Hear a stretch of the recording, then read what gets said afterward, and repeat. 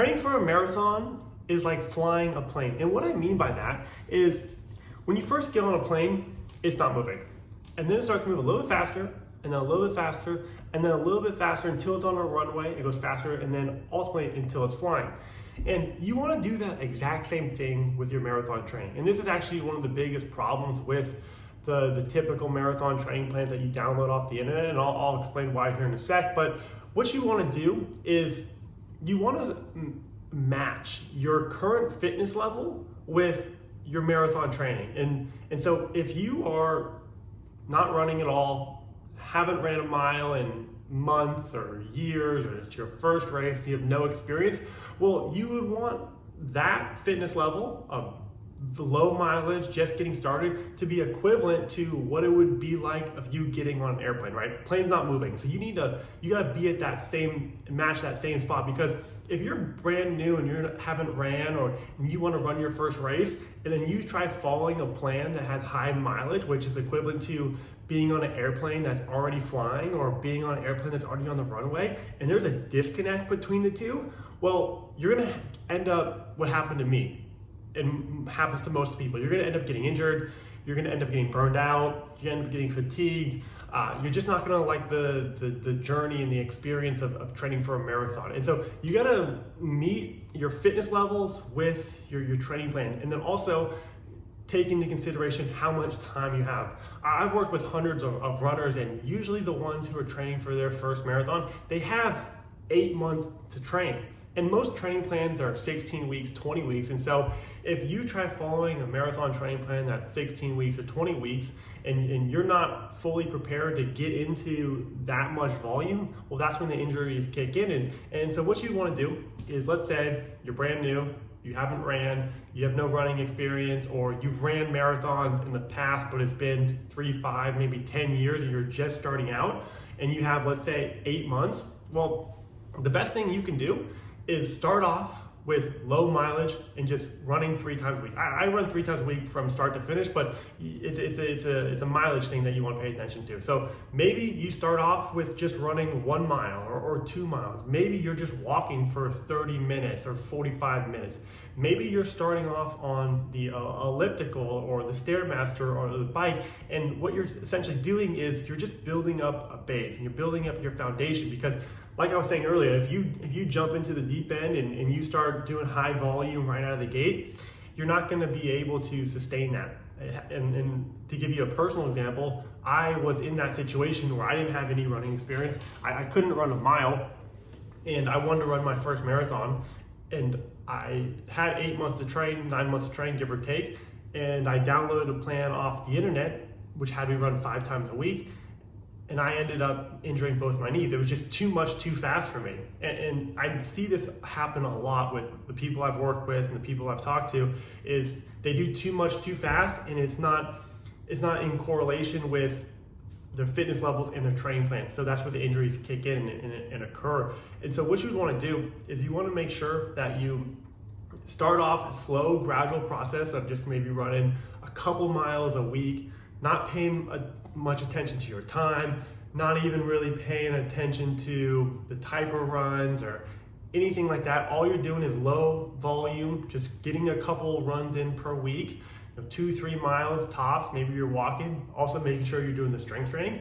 And then as time progresses, and as you get closer to your marathon, and as you improve your endurance, and as you get stronger, well, then you slowly but surely and strategically increase your endurance, increase your mileage. And so maybe you start off with just only able to run 2 miles, and then you're like, okay, well, I'm at 2 miles. Well, then maybe a week or 2 weeks from then you run 3 miles, and then a couple weeks after that you run 4, and then 5, and then 6, and you work your way all the way up to, if you're doing a half marathon, 10 miles, or a full marathon, 20 miles. But the most important thing is you meet your fitness levels with your running experience and the race that you're training for, and the overall volume. Because if there's a difference between the two, that's when the injuries occur.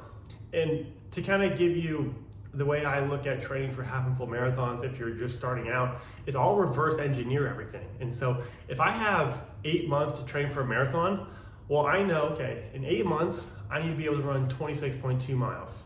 Well, 2 weeks before that, so 7.5 months out, I need to be able to run 20 miles. And then 2 weeks before the 20 miler, I need to be able to run 18 miles. And then 2 weeks before the 18 miler, I need to be able to run 16 miles. And so you just keep working backwards every 2 weeks. And what you'll find is you have a tremendous amount of time. And then all the extra time, you want to just fill that in with the same mileage you did the week before. And so if you have 8 months, and let's say that first month, maybe you only want to stay at that 2 mile, 3 mile distance, and you just want to get comfortable running the miles.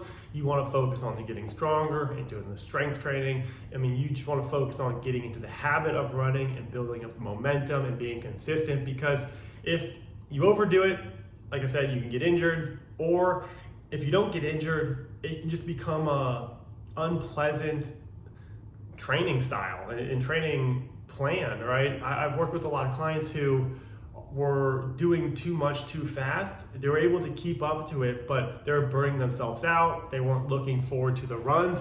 And I look at health and fitness as something you want to be able to do for the rest of your life, right? It's not just 4 months of training or 6 months of training. It's, can you do this for 20, 30, 40, 50 years?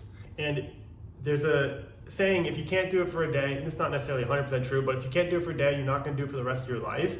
And if you're following a training plan that's continuously beating you up, burning you out, getting you injured, you're not looking forward to the workouts, well, if you can't do it for a short period of time, how are you going to do this for another 50 years?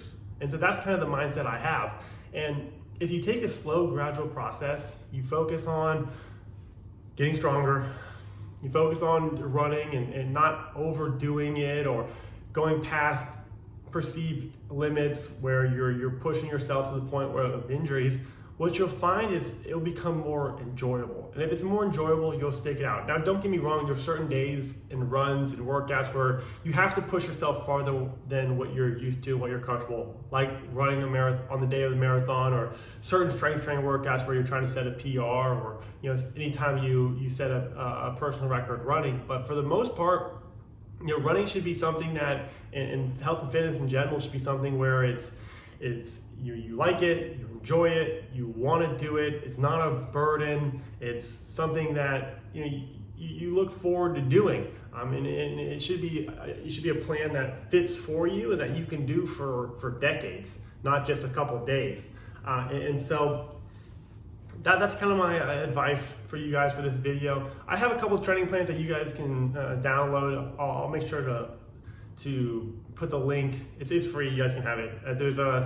Ironically, there's a 12-week half marathon training plan and a 16-week full marathon training plan. So you may not be accustomed to that much volume yet, which is totally fine. I got some other options for you guys, but what I want you guys to get out of this video is meet your fitness levels with your training plan.